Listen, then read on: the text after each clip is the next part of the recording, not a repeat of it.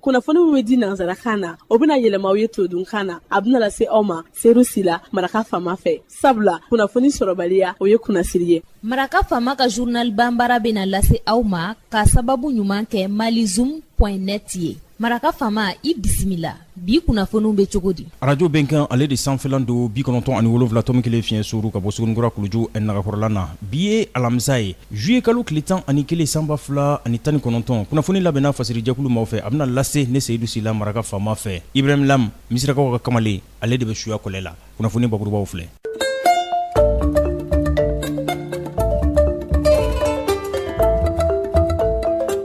Jamana ɲɛma furumuso Keita Aminata Maiga n'ale de ye ONG Agir o ɲɛma ye a ye bolonɔ bila kɛ tarata donya tɛmɛlen ani Banque Atlantique o ni ɲɔgɔn cɛ.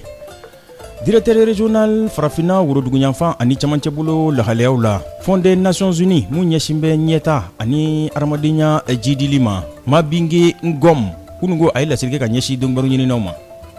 Sena ɲɛmaya o ɲinini hokumu kɔnɔna na cɛbɔ min bɛ nin nɔ o lahalaya la n'o ye Modeste Bayati ye ale bolo bɔra ca la waati ma fɔ min na Front commun pour le Congo o ka lahalayaw la n'u ko ma ko FCC dɔnnibaru la kumabaw olu de ye nin ye minnu bɛna walawala aw ye sisan dani na aw ni ce maraka fama ka journal bamara lamɛnli la.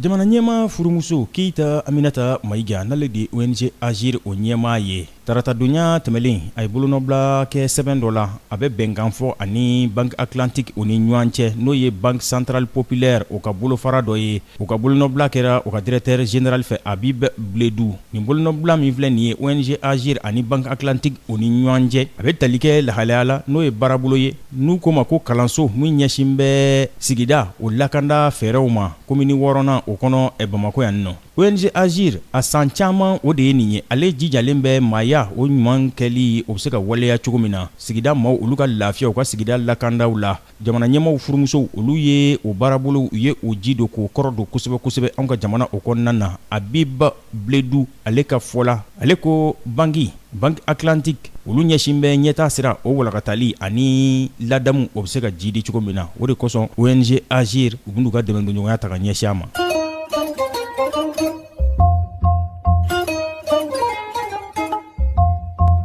Directeur régional farafina woroduguyanfan ana camancɛ bolo o lahalayaw la ɲɛta sira o jidili ani jamanadenw lakandali o y'u ka baara ye u ko o bolofara in ma ko UNFPA o directeur régional n'o de ye Mabeng Ngom ye kunungo a ye laseli kɛ ka ɲɛsin dɔnnibaru ɲininaw ma laɲini tun ye k'u ladɔnniya baarabolo minnu bɛ sen na a n'a nɔkama caman directeur régional Mabeng Ngom a nana Mali kɔnɔ ale fɛ nin kɔni ye ka ɲɔnini de kɛ fangaw la fanga minnu n'o bɛ diɲɛma ka wulikajɔ ko fɔ bɛn o bɛ se ka sabati anw ka jamana kɔnɔ cogo min na a ko farafinya woroduguyanfan a n'a camancɛ bolo olu kɛn bɛ gɛlɛya ko ye bi diɲɛ tɔn b'a bolo n'o ye Nations Unies ye o de kosɔn a bɛ wulikajɔ la yaasa fɛn min ye ka dɔn ka fɔ ɲɛtaa sira o bɛ se ka sabati cogo min na basigi ka kɛ nin jamana ninnu kɔnɔna na.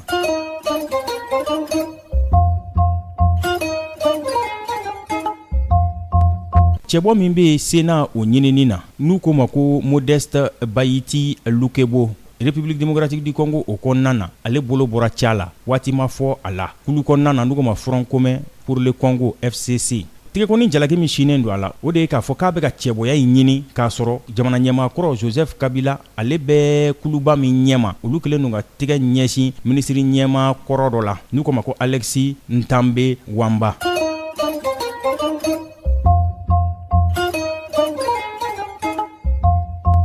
Ko mugujuguba min ni ale bɛ wuli sanɔ n'u ko ma ko missile Faransi jamana o tɔgɔ la o ka wolomasiri taabaw ko tɛgɛ dara olu de kan na olu mugujugu ninnu tun bɛ Khalifa Haftar bolo Libi jamana o kɔnɔna na nin kunnafoni in dira kunungo suyanfan fɛ l'Américain olu ka kunnafoni di sɛbɛn dɔ de fɛ n'u ko ma ko New York Times Faransi jamana fangamarabaw u ko jɔngɔ a la ko tiɲɛ don ko Faransi ka missile de ye nin fɛn ninnu ye minnu n'u yera geriyan juin kalo o sa waati nka kuma in bɛ fɔ kuma min na waati furancɛ tɛmɛlen in na Faransi jamana ale tun ma sɔn i jɔ a ko la dɛ ale tun ma sɔn ka jɔngɔ a la fɔ nga a kow sɛgɛsɛgɛlen sa a yirala k'a fɔ ko faransi jamana k'a ye nin misili nunu k'a y'u san misili dilanyɔrɔ dɔ la n'u ko ma ko Lockheed Martin a kelen o kelen dolari wari o 278 baɲango a kɛra san 2010 waati